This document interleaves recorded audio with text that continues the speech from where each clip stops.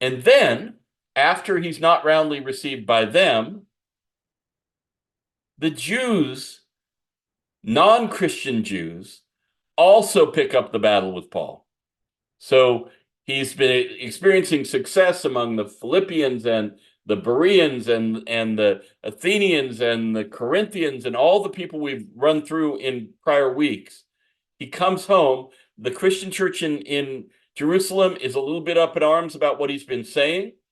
And now the general population, the general Jewish population that's resident in Jerusalem is not so happy either. Some Jews, this is 21:27 to 32, some Jews from the province of Asia saw Paul at the temple. They stirred up the whole crowd and seized him, shouting, "Fellow Israelites, help us. This is the man who teaches everyone everywhere against our people and against our law and against this place, the temple.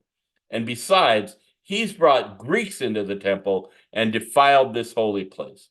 Now, I've removed the parenthetical from Luke's narrator that says they were mistaken. They thought Paul had brought a Greek companion into the temple, and he hadn't.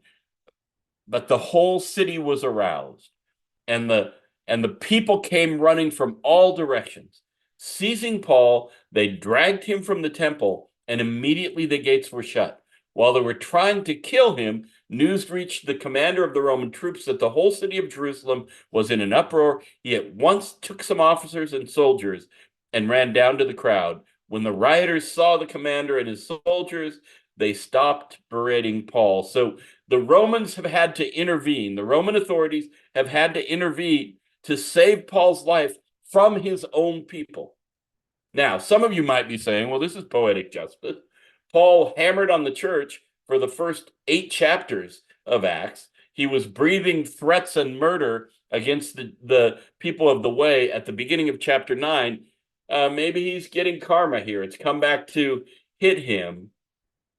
But what we can say is if Paul pictured this sort of resumption of glorious relationship with the early church and a sort of triumphant entry into Jerusalem, it's gone the opposite way.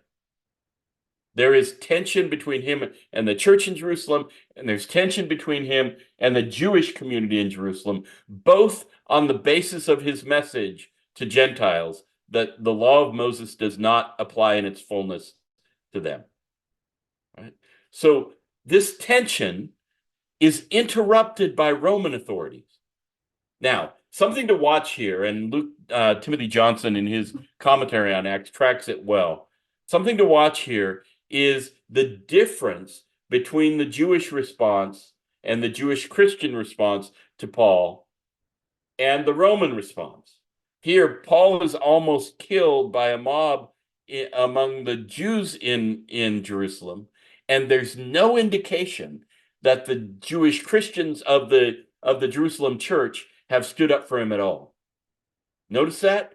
When this mob at the temple drags him out and is about to kill him and it has to be interrupted, it's not interrupted by Peter and James and the Jerusalem pillars. Paul is about to be killed, and Roman soldiers have to intervene. The guards have to come. That's a bad sign about his relationship with the Jerusalem church. And so the next morning, Jews formed a conspiracy, and one of the manuscripts, one of the early manuscripts that's after the one that is represented here, tries to soften this.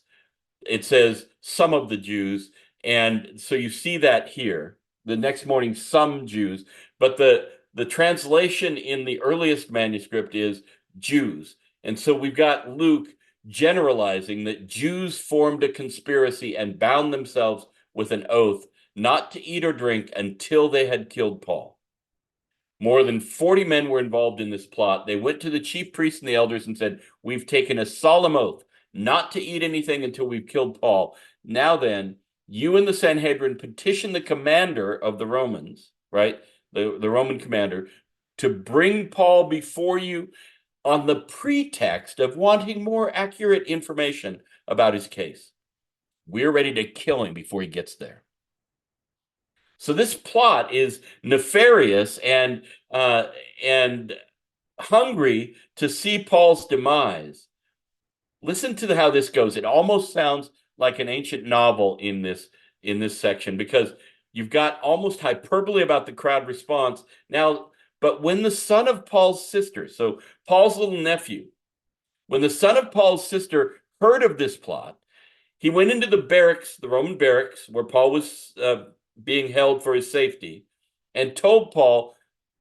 And then Paul called one of the centurions and said, "Take this young man to the commander. He has something to tell him." So the centurion did what Paul said and took him to the commander. Now, I want to come off screen for a second here, just so that we can sit with this for a moment. If Paul re entered Jerusalem thinking, "I can't wait to reconnect with James and the gang in Jerusalem and the early church," he got sort of talked to the hand and worse from them. And then, as he was in the general population of Jerusalem, he was set upon to the point that he was almost killed. On the other hand, Roman authorities are doing whatever he says. Paul has a command over the Romans, but his own people, both Jews generally and especially Jewish Christians, are not lifting a finger to help him. In fact, to the contrary. That's a very interesting portrayal by Luke, because remember now, a theme throughout has been Paul goes first to the Jews, and some respond, but ultimately some violently oppose, and he says, "Okay, I wash my hands, I'm going to the Gentiles." Over and over, we've seen that happen, right? Here, we see it dramatized in the terrible reception he gets from Jews and Jewish Christians, and the very helpful reception he gets from the Roman authorities. That's a strange shift, but it may have to do with Luke's strategy in Acts. Luke wants us to know by the end that the rise of the Gentile church is a major theme in his book of Acts. The rise of the Gentile church as in a way, the church of the future. And he does that dramatically in chapter 21 by juxtaposing the harsh treatment of Jews and Jewish Christians and the much more receptive treatment of even Roman authorities, whom you wouldn't expect to care. And another thing that makes it look novelistic is they're listening to Paul. He is a Roman citizen that we may come back to, but this kind of command over centurions by a guy who started a mob would not be usual. Right? So is Luke taking some liberties here to make it seem like Paul says jump and all of Rome says how high, which would be a very odd thing for any prisoner.